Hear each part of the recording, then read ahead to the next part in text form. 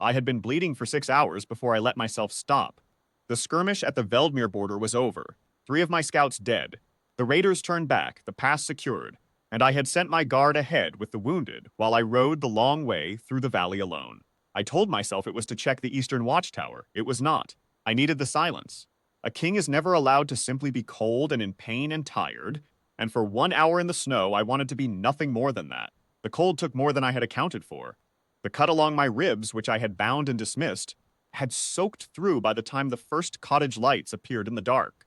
I remember the horse slowing on its own. I remember the snow coming up to meet me. I remember a door and light and hands that were very steady.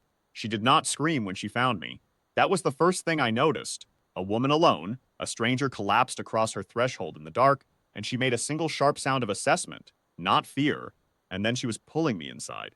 Her hands went immediately to the wound. She cut the binding away without asking permission and packed it with something that burned clean rather than cruel, and she spoke the whole time in a low, even voice. Not to me, I understood gradually, but to herself, cataloging what she needed, what order to do things in. A woman accustomed to working alone. She asked my name once, when the fever had already begun climbing. I heard myself try to answer and fail. She did not ask again. What I knew of the next several hours came to me in pieces. The heat of the fire, the smell of pine resin and dried valerian.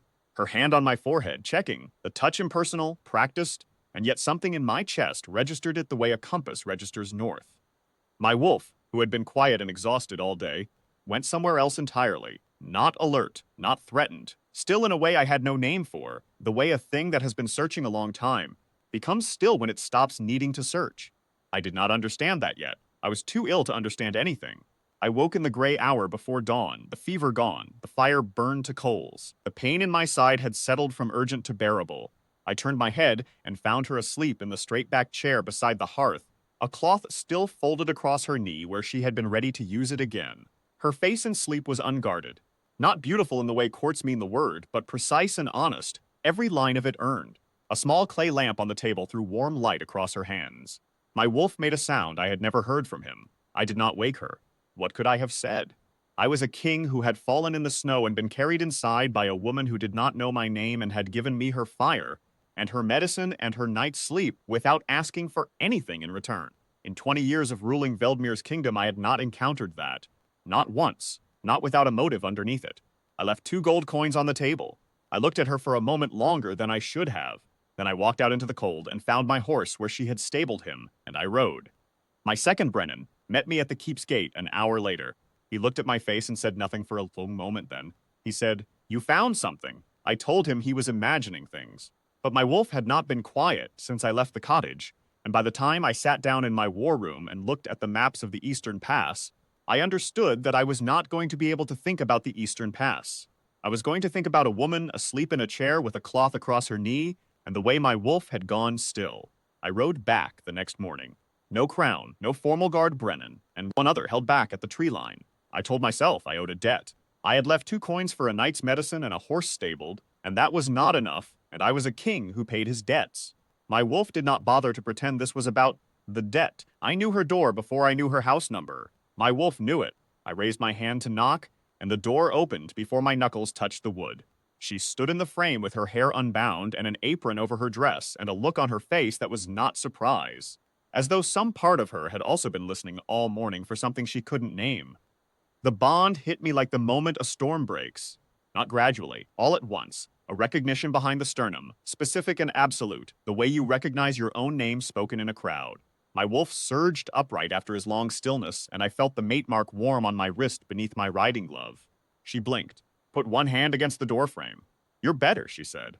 "Because of you." She studied me the way she had studied the wound, directly, without flinching, cataloging. "You left before I woke." "I did. I thought you might be dead in a ditch somewhere." "As was not."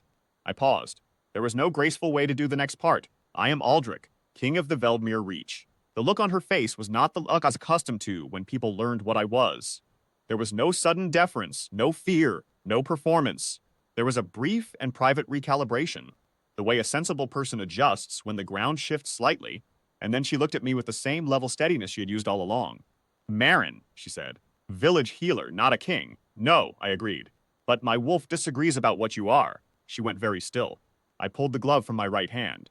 The mate mark was there on my wrist. Faint gold in the morning light. Faint because its match had not yet answered it. I watched her eyes go to it, and then to her own wrist, where beneath her sleeve I already knew what she would find. She pushed the sleeve back. The mark was there, new and luminous, as though it had been waiting all night for her to look. Behind me, I heard Brennan dismount. From somewhere along the lane, I heard the village elder's door open. The old man had been watching since I tied my horse, and now he came creaking toward us with the specific urgency of someone who has never witnessed a royal mate claim and intends to witness this one. I did not look away from her. I came back to pay a debt, I said. That is what I told myself. But my wolf has been saying your name since the hour you touched me, and I think he has known it longer than that. She looked at the mark on her wrist, then at me. I didn't know who you were. I know. That was the part that had not left me since dawn. Not the bond, not the pull, but the simple fact of what she had done without knowing, without calculation, without anything to gain. You pulled a stranger out of the snow and gave him your fire and your night and asked for nothing. Every person in my court knows my name before they speak to me. You are the first in 20 years who helped me without knowing it. Something crossed her face, not vanity, nothing like it, something quieter. She looked at the mark again as if confirming it was real. What happens now, she asked. Whatever you choose, I said. I am not here to compel you. I am here because my wolf will not let me pretend I don't know where you are, and because a debt that is also a destiny is still a debt, and I pay mine. Behind me, the village elder had arrived at a respectful distance, breathing hard from the cold, and was making no pretense of not listening.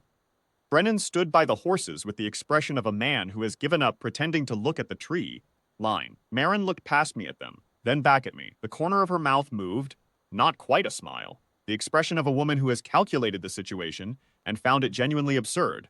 You'd better come inside, she said. I crossed her threshold for the second time in 2 days. This time when I sat by her fire, it was not in a fever. I sat across from her at the small table with the clay lamp between us, and she poured tea without asking if I wanted it, and we spoke for a long time about the border, about Veldmere, about the mark and what it meant, about what she would and would not leave behind. She asked hard questions, and I answered them honestly. She pushed backs on 2 things, and she was right about both. When I left that afternoon, it was not before she woke. The village elder stood in his doorway as I mounted. He bowed, not the bow of a man performing ceremony, but the slow bow of someone who has just understood that the woman he had watched mend wolves and strangers and sick children in this lane for a decade had been something more all along, and felt the appropriate weight of having not seen it sooner. I rode back to the keep with Brennan at my side. He did not say he had told me so, because he had not told me so, because neither of us had known there was anything to tell. But my wolf, for the first time in 20 years, was entirely quiet, not searching, not waiting, home.